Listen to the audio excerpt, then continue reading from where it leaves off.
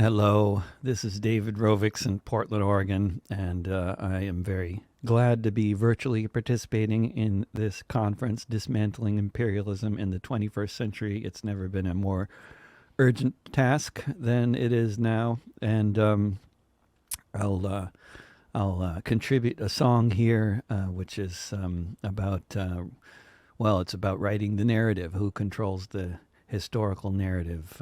Whoever controls the narrative has a lot of influence in how people see the world today and what the possibilities are. And so the capitalists are always working hard to rewrite history, and so those of us who are writers, in one form or another, are often engaged in exactly the same task of writing about history rather than rewriting it, and sharing the stories that are so important for people to be aware of. This song here seemed like an appropriate one for the occasion, and it's about the liberation of the women from the Ravensbrück concentration camp who are on a death march to Berlin at the time when they were liberated by the Red Army and spontaneously broke out in song. It's a true story about my friend Katerina Jakob's grandmother, Katerina Jakob, and what happened on May 1st, 1945. So I'll leave you with that and hope to see you next time when this conference happens in whether it's a post-imperial world. At least maybe we can have the conference in person somewhere and not on the internet. But yeah, take care, keep on keeping on, and I'll sign off for now. Katerina Jakob, long before she took that name, was organizing workers in Hamburg just the same. Organizing beneath the flag of deepest red, a new dawn of peace and freedom clearly shining in her head. Katerina Jakob first was sent to jail when the trappings of democracy all began to fail. She was frequently arrested in and out of custody when her first husband was in hiding from the Nazis.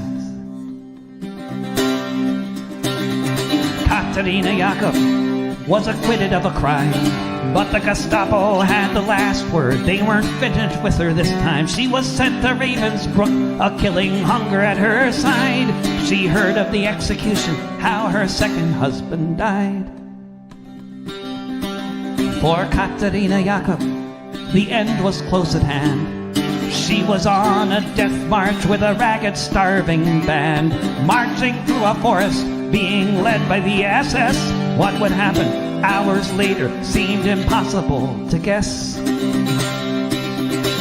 When the sun rose the next morning, it was the 1st of May, and they all sang the Internationale.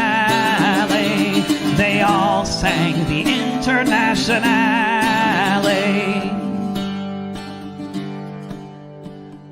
Katerina Jakob thought about her children and the friends and comrades taking care of them, not knowing yet if any of them survived, not knowing that soon she'd see her daughters both alive. Katerina Jakob watched the German soldiers fleeing, streaming from the east, that's what she was seeing. Allied bombers flew above them, she thought they all might die, and then soon there was the silence of all the SS men. When the sun rose the next morning, it was the 1st of May, and they all sang the Internationale. They all sang the Internationale.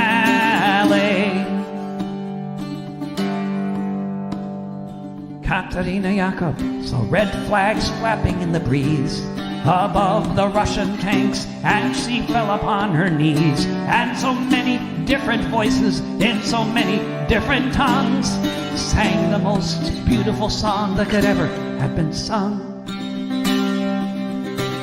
In German, Lithuanian, in Polish, and in Dutch, a myriad of melodies as never had been such. In Russian and in Yiddish, Italian and French, emerging from the forest beneath the trench. When the sun rose the next morning, it was the 1st of May, and they all sang the Internationale. When the sun rose the next morning, it was the 1st of May, and they all sang the Internationale. They all sang the Internationale. Folget die Signale auf zum letzten Gefecht.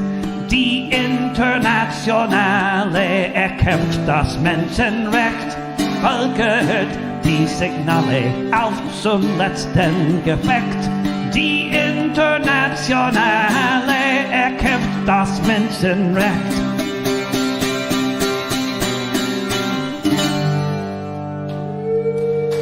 Thank you very much. Vielen Dank.